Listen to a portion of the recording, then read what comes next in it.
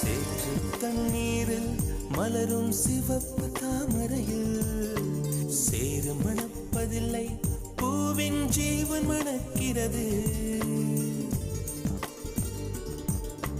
வேரை அறுத்தாலும் மரங்கள் வெறுப்பை உமிழ்வதில்லை.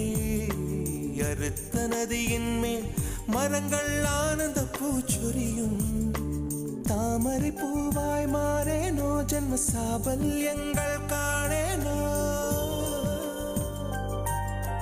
மரமாய் நானும் மாறேனோ, என் மனித பிறவியில் உய்யேனோ.